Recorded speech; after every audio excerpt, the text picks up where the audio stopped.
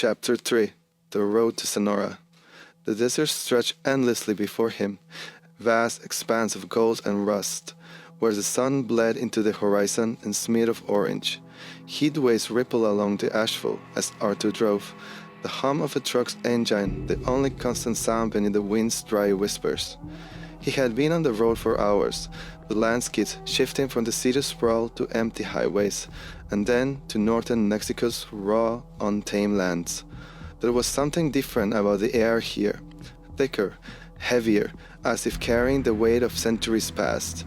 His fingers tightened around the wheel.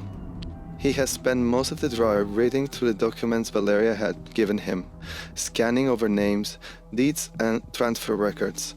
What unsettled him the most wasn't the content of the writing, it was what was missing. There were no sale records and no previous transactions. The ranch had never left his family hands. The last known resident was still missing, presumed dead. His mind kept circling the same question: what happened to them, and why had no one ever left this place? By the time he reached the outskirts of the property, the sun was beginning to descend. The land around him was rocked.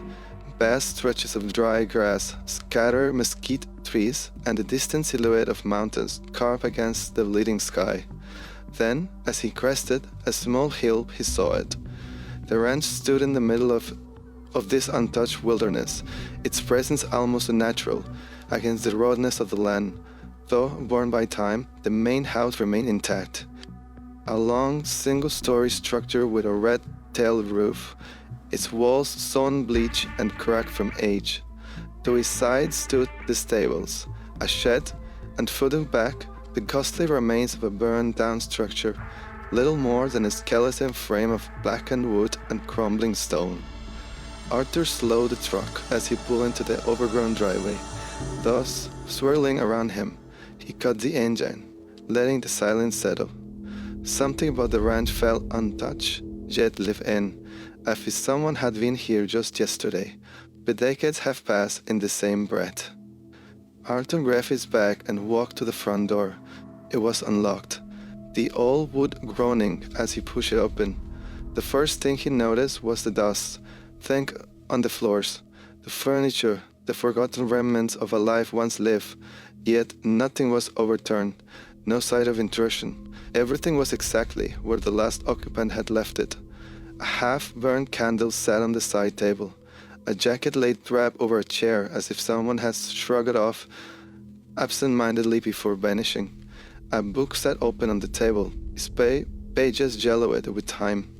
Arthur exhaled slowly. He was alone, yet the house didn't feel empty. As he stepped inside, the air grew thick, almost heavy, pressing against his skin in a way that made his muscles tense without reason. The silence was absolute. No birds, no distant wind, nothing. Only the creaking of the wooden floor beneath his boots and the faint, unsettling feeling that he was being watched lingered.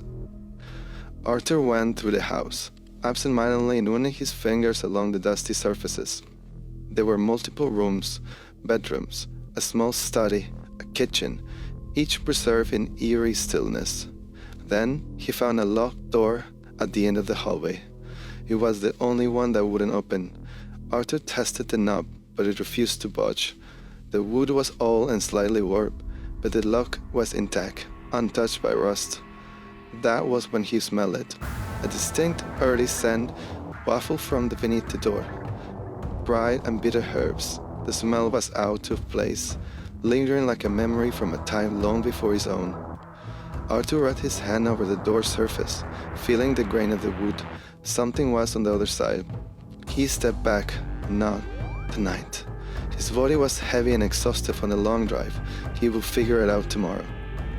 Arthur chose one of the bedrooms, a simple space with an old wooden bed, a nightstand, and a window facing the stretching emptiness of the land. As he lay down, he stared at the ceiling, his shadow stretching long in the dim light of the single oil lamp he had lit. It felt like stepping into another era. Before sleep overtook him, last thought was that this place felt frozen in time, waiting for something to happen. The night dragged on. Arthur woke was silence so profound it felt unnatural. There was no wind, no animals, nothing.